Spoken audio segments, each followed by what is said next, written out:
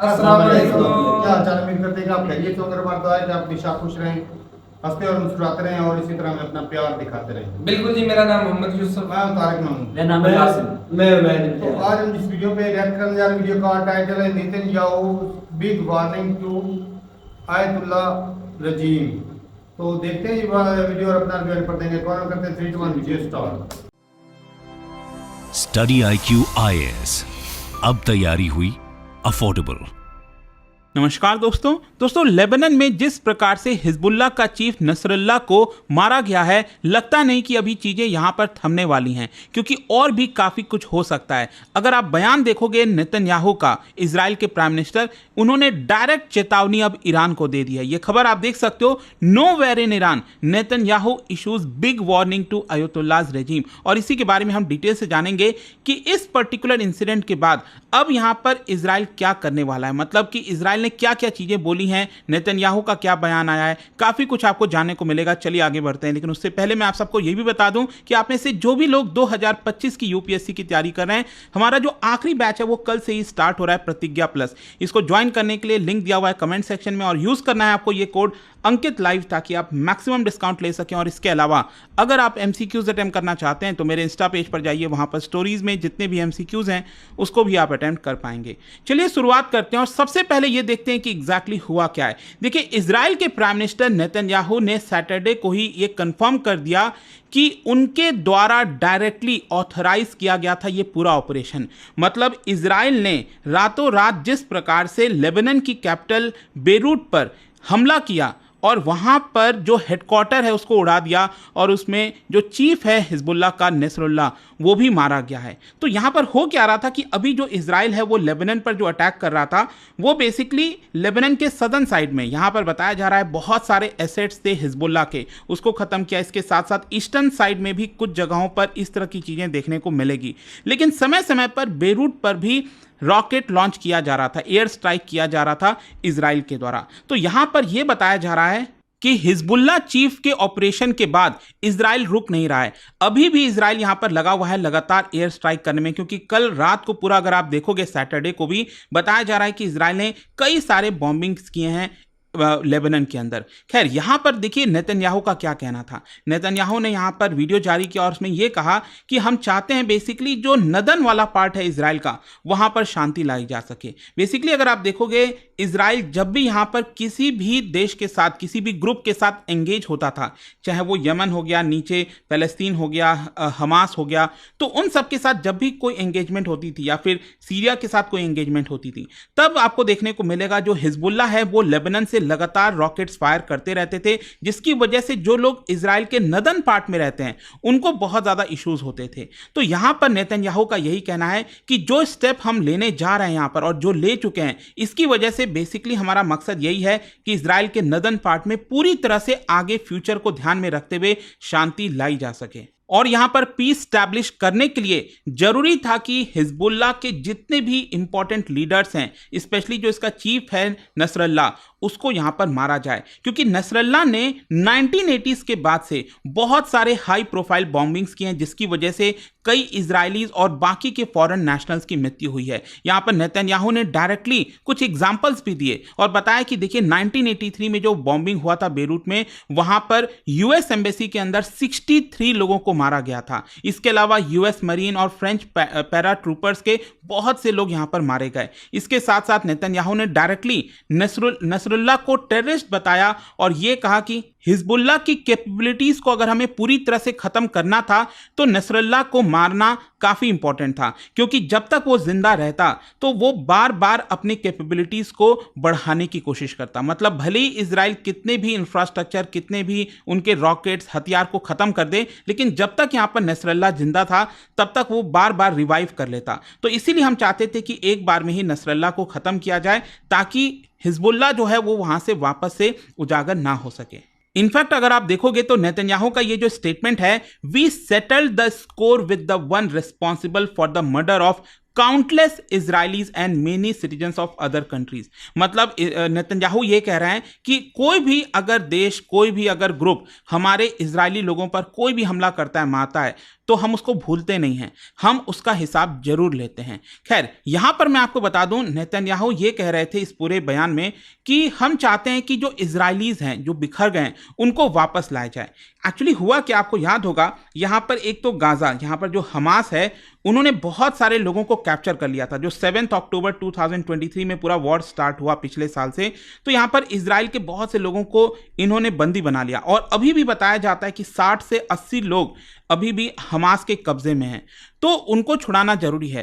तो नेतन्याहू ये कह रहे हैं कि जब हम हिजबुल्लाह को यहां पर पूरी तरह से खत्म कर देंगे और हमास को पता चलेगा, और हमास का इस समय जो लीडर है याह्या सिनवर, अगर उसको पता चलेगा कि हिजबुल्लाह उनके सपोर्ट में नहीं आ पा रहा है, तो उनके ऊपर काफी प्रेशर पड़ेगा। ये जो हमास ने बंदी बना रखे हैं इजरायलीज को, उनके ऊपर काफी प्रेशर पड़ेगा और वो हमारे लोगों को छोड़ने की कोशिश करेंगे। फिर इसके अलावा यहां पर यह भी मैं आपको बता दूं कि जब से हमास और इजराइल के बीच में वॉर स्टार्ट हुआ है, तो जिस प्रकार से अटैक किया गया, यहां पर हिजबुल्लाह ने कई सारे रॉकेट्स लॉन्च किए हैं इजराइल के नदन पार्ट में, जिसकी वजह से हजारों की संख्या में, करीब 60-70 हजार लोग वहां से छोड़कर वापस आ गए। मतलब नदन वाला जो पार्ट है इजराइल में, वहां से वो भागकर नीचे की तरफ आए हैं, क्योंकि हिजबुल्लाह लगातार अटैक कर रहा था। तो नेतन्याहू ये भी कह रहे हैं कि हम हिजबुल्लाह को पूरी तरह से खत्म करके अपने लोगों को वापस से यहां पर सेटल करेंगे नदन पार्ट में। और ये जो भी ऑपरेशन किया गया इजराइल के द्वारा, इसको लेकर नेतन्याहू ने अपने सभी मिलिट्री पर्सनल को, जो इंटेलिजेंस एजेंसीज हैं, चाहे मोसाद है, शिन बेट है, उन सबको यहां पर प्रेस किया, उनकी सराहना की। खैर, इसी मौके का फायदा उठाते हुए यहां पर इजराइल ने, नेतन्याहू ने ईरान को भी डायरेक्टली चेतावनी दे दी है, और यह कहा है यहां पर कि इजराइल का जो रीच है वो पूरे मिडिल ईस्ट पर है। पूरा ईरान, कहीं पर भी अगर कोई भी हमारा दुश्मन ईरान में छुपा हो, कहीं पर भी, पूरे मिडिल ईस्ट में कहीं पर भी छुपा हो, यहां पर हमारा मैसेज है तेहरान के लिए और उनके प्रॉक्सीज के लिए, हम उनको छोड़ेंगे नहीं। और उन्होंने एग्जाम्पल यही बताया कि जिस प्रकार से नसरल्लाह को मारा गया, और आप सोच रहे थे कि वो कभी मारा नहीं जाएगा, लेकिन हमने वो करके दिखाया। There is nowhere in Iran और the Middle East beyond the reach of long arm of Israel, ये नेतन्याहू ने कहा। I say to the Ayatollah regime, basically वो ईरान को डायरेक्टली वार्निंग दे रहे थे, whoever beat us we will beat them. और साथ ही साथ आप देख सकते हो यहां पर अभी जस्ट 2 दिन पहले की बात है, यूनाइटेड नेशन में भी यहां पर जो नेतन्याहू है, उन्होंने कहा no place in Iran that Israel can't reach. तो वो बार बार ईरान को अब चेतावनी दे रहे हैं। इनफैक्ट अगर आप देखोगे तो अभी काफी ज्यादा फेमस हो रहा था, नेतन्याहू 2 पिक्चर यहां पर लेकर खड़े हुए थे यूएन में, यूनाइटेड नेशन में, और कुछ कंट्रीज को उन्होंने बताया ये कर्स हैं, जैसे कि ईरान, इराक, सीरिया, और वहीं दूसरी तरफ यहां पर कई ऐसे देश हैं जिनको ब्लेसिंग्स बताया। जैसे आप देख सकते हो भारत ग्रीन में है, यहां पर सऊदी अरब हो गया, इजिप्ट हो गया, तो इस तरह के कई सारे देश, यूएई हो गया, उनको ब्लेसिंग्स बता रहे थे। तो वो साफ साफ डिफरेंशिएट कर रहे थे कि हमारा दुश्मन कौन है और हमारा यहां पर फ्रेंड कौन है। और अल्टीमेटली नेतन्याहू ने अपने बयान में, कंक्लूजन में यही कहा है कि ये एक बहुत ही हिस्टोरिक टर्निंग पॉइंट है, इसकी वजह से बहुत सारे जो प्रॉब्लम्स चल रहे थे वो यहां पर रिजॉल्व हो सकेंगे। लेकिन ओवरऑल आप समझिए यहां पर लगातार जिस तरह से बॉम्बिंग्स हो रही है, एयर स्ट्राइक हो रहा है, खतरा यही है कि क्या ये एस्केलेट होने वाला है, क्या यहां पर ईरान अब रिटेलिएट करेगा फिर से, और क्या उसके जवाब में फिर इजराइल रिटेलिएट करेगा। तो यू नेवर नो कि इस तरह की जो लड़ाई है वो कब बड़े तौर पर यहां पर बन जाती है। लेकिन इसको देखते हुए कई सारे वर्ल्ड के जो लीडर्स हैं उन्होंने ट्रूस का प्रपोजल रखा। जैसे अभी यूनाइटेड स्टेट्स की तरफ से जो बाइडन और जो फ्रांस के राष्ट्रपति हैं इमैनुअल मैक्रोन, उन्होंने आपस में बातचीत की। अभी यूनाइटेड नेशन में आपको पता है जनरल असेंबली चल रहा था, तो उसमें उन्होंने बातचीत की और कहा कि 21 दिन का प्रपोजल हम रखते हैं ताकि शांति लाई जा सके। 21 दिन में यहाँ पर कोई किसी के ऊपर अटैक नहीं करेगा और इसमें हम मौका ढूंढेंगे कि कैसे भी समझौता किया जा सके। लेकिन यहाँ पर व्हाइट हाउस का ये कहना है कि हमने ये जो प्रपोजल है वो इजराइल को भेजा, लेकिन इजराइल ने, नेतन्याहू के ऑफिस ने इसका कोई भी रिस्पॉन्स नहीं किया है, कोई भी जवाब नहीं दिया है। तो इसी से आप समझ पा रहे होंगे कि यहां जब मैं कह रहा हूं कि क्या इजराइल कुछ बड़ा करने वाला है, तो यही एक इंडिकेशन है कि यहां पर क्या अब इजराइल के निशाने पर डायरेक्टली ईरान है। अयतुल्लाह खुमैनी, आपको पता है कि वो उनको छुपा दिया गया है। जैसे ही नसरुल्लाह की डेथ की खबर आती है तो ईरान अब पैनिक में आ चुका है। तो देखना होगा कि क्या अब इजराइल डायरेक्टली अब ईरान में भी इस तरह का कोई ऑपरेशन करने वाला है। कभी भी कुछ कुछ भी हो सकता है। खैर, इसके ऊपर अपडेट लाता रहूंगा। जाने से पहले एक इंटरेस्टिंग क्वेश्चन, क्या बता सकते हो which country does share a land border with Iran? इनमें से कौन सा देश का जो लैंड बॉर्डर है वो ईरान के साथ शेयर होता है? इसको बताना है। इसका राइट आंसर आप सबको पता है, मेरे इंस्टाग्राम पर तो मिलेगा ही, वहां पर अगर आप नहीं हो कोई बात नहीं, टेलीग्राम से ले सकते हैं इसका सही उत्तर। मैं कई सारे जो MCQs हैं वो यहाँ पर स्टोरीज में डालता रहता हूँ। अगर आपको PDF ही तो टेलीग्राम पर आइए, अलग अलग सोशल मीडिया पर आप जुड़ पाओगे। और जैसा मैंने आपको बताया, अगर आप UPSC की तैयारी कर रहे हैं, कोई भी बैच चाहते हैं, can simply use this code Ankit live to get maximum discount. And I hope कि वीडियो आपको पसंद आया होगा। मिलता हूं आपसे next time. Till then, thank you very much, see you soon. Study IQ IAS, अब तैयारी हुई अफोर्डेबल। प्रपोजल में कोई चलो जवाब जी, वीडियो खत्म हो गई भाई। पहले नंबर तो बात ये, जो मर्जी हो जाए, नेतन्याहू जो है ना, रुकने वाला नहीं है। जो शुरू किया ना, ये क्या रुक सकता है? नहीं। और बाकी जो हिजबुल्लाह के कमांडरों की बात करें, हमास के कमांडरों की बात करें, तो भाई ये सिस्टम ही ऐसा है कि भाई एक जाएगा दूसरा आएगा, दूसरा नहीं आएगा, एक जाएगा तो 10 आएंगे। हाँ, ये चीज ये कभी खत्म नहीं ये होने लीडरों वाले। को उन्होंने भाई पहले ही बना रखे होते हैं कि भाई साहब अगर मुझे कुछ आप होगा तो मेरा नेतन्याहू भी नहीं रुकने वाला है हाँ। और वो भी नहीं रुकने अच्छा, वाला है। आपको क्या लगता है कि अगर इनको हिजबुल्लाह को कोई भी मुस्लिम कंट्री सपोर्ट करे तो ईरान कर रहा है। ईरान कर रहा है, लेकिन हाँ। उसने अब मैप में ये शो किया है नेतन्याहू ने कि सऊदीया हमारा दोस्त है, इंडिया सऊदीया। IMEC के कॉरिडोर में जितने कंट्री शामिल कॉरिडोर थे एक था ना ओमान में, वो कॉरिडोर की लाइन ही उन्होंने वो ब्लेसिंग वाले बोर्ड पर शो की हुई IMEC। और सऊदीया इंडिया भी इन माने हाँ। जब ये पहले दिन हमला हुआ था ना, हमास ने जब अटैक किया था और फिर इजराइल शुरू हुआ, तो मैंने उस दिन ही बोल दिया था ये लंबी कि जंग ये सारा का सारा जो किया धरा है चाइना और रशिया का। रशिया का, हाँ, तारक ने मैंने बताया इसे ही था। बोला था। क्योंकि उस समय ही IMEC की ये जो प्लानिंग चाइना और रशिया का इसमें क्या फायदा है? तो भाई आई में कॉरिडोर ये है कि भाई इंडिया का ट्रेड होगा सीधा दुबई, सऊदी अरब, फिर आगे इजराइल के साथ ये जाके एक ऐसा तजारती रास्ता बन जाएगा जिससे रशिया और चाइना बिल्कुल कट ऑफ हो जाएंगे। उनकी ट्रेड इन कंट्रियों के साथ बिल्कुल मुमकिन ही नहीं रहेगी। ठीक हो गया। जी। और चाइना ने सारे सबसे ज्यादा इन्वेस्ट किधर कर रखा है? जिस तरह से ही पहले बेल्ट एंड रोड इनिशिएटिव जो इटली है वो उससे निकल गया, वो चाइना के रूस रोड से, और वो मिल गया IMEC वाले से। और भाई ये सारा इधर से इंडिया से माल जाता अरब कंट्री से होके, अगर इजराइल से होके इटली जाता, इटली से फिर आगे कंट्रियों में होता होता अमेरिका तक जाता ये सब। तो ये लंबा चौड़ा प्रोजेक्ट था।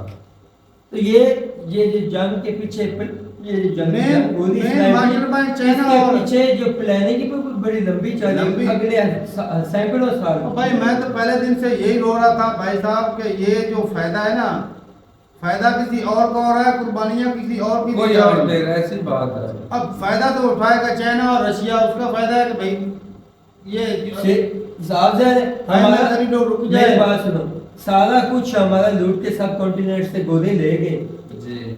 हमें आपस में लड़ा के बकरे जैसे जिबा करते हैं, अभी भी लड़े, अभी भी वही फायदा था।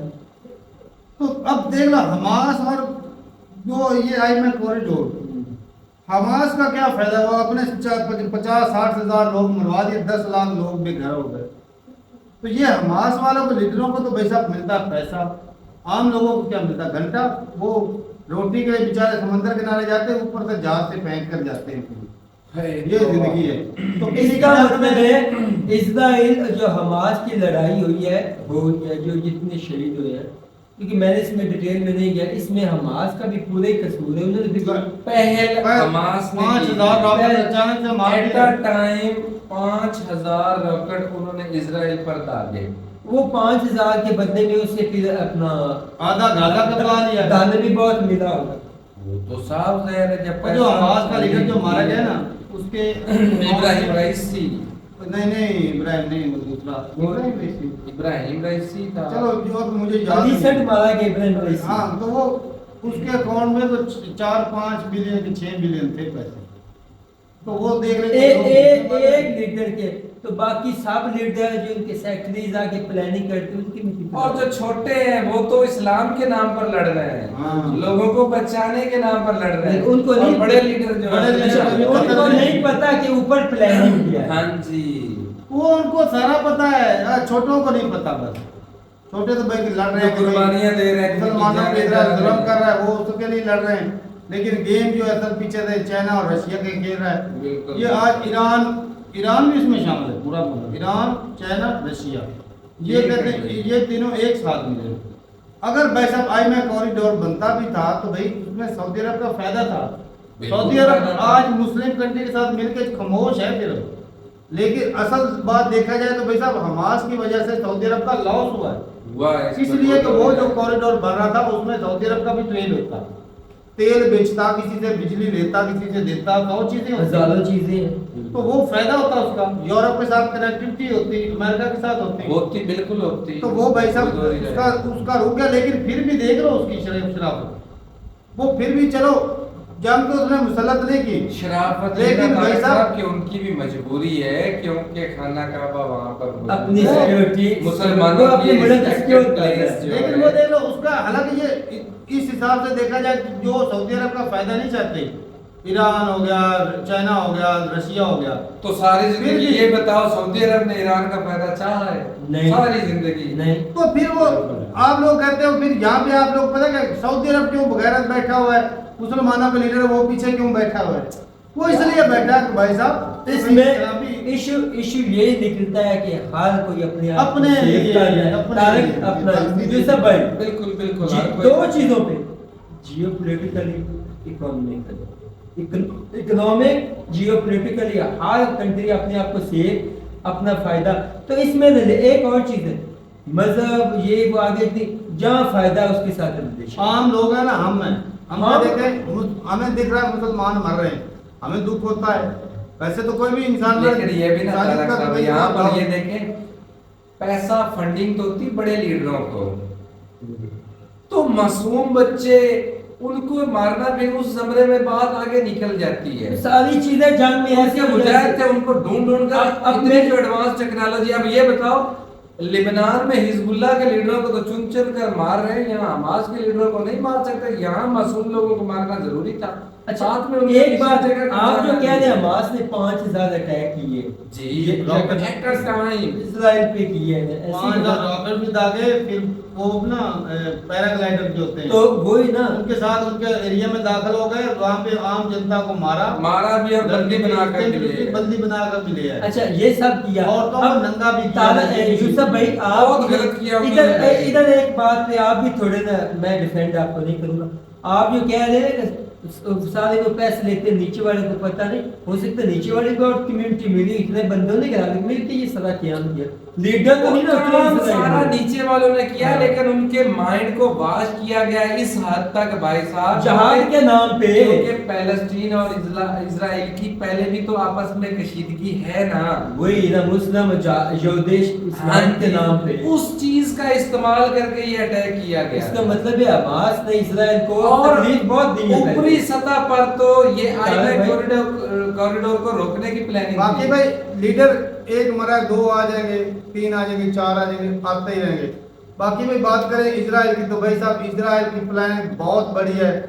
इजराइल छोटी मोटी रेस का घोड़ा नहीं, बहुत लंबी रेस का घोड़ा है। इस एक पॉइंट पर मैं नेतन्याहू को सही कहूंगा, क्योंकि वो अपने कंट्री के हक में उसने कहा कि जो हम पर पहले हमला करेगा भाई हम भूलेंगे नहीं उसको, जब भी हमारा हाथ पड़ेगा हम उसको छोड़ेंगे। भाई मेरी बात तो अपने कंट्री के लिए तो कम से कम ये होना ही दुनिया का चाहिए। सबसे इम्पोर्टेंट चीज क्या होता है, अपने कंट्री को सोवरेनिटी, हिफाजत। सही बात है। यूसुफ बिल्कुल, भाई, बिल्कुल। मुल्क होगा तो फौज होगी, मुल्क होगा आवाम होगी। हाँ जी, जब आपकी कंट्री के वजूद अब में जैसे ये क्या बात हमास ने करनी ऐसा किया तो ये तो फिर इन्होंने बड़ा लॉस महसूस किया। यार उससे पहले 200-250 इजराइल ने भी मारे, इजराइल भी फिर इसलिए वो कम नहीं। कोई भी नहीं। चले जी, ठीक है भाई, अपना रूट का कमेंट सेक्शन में मिलता नहीं, तब तक के लिए इजाजत दें। अल्लाह हाफ़िज़।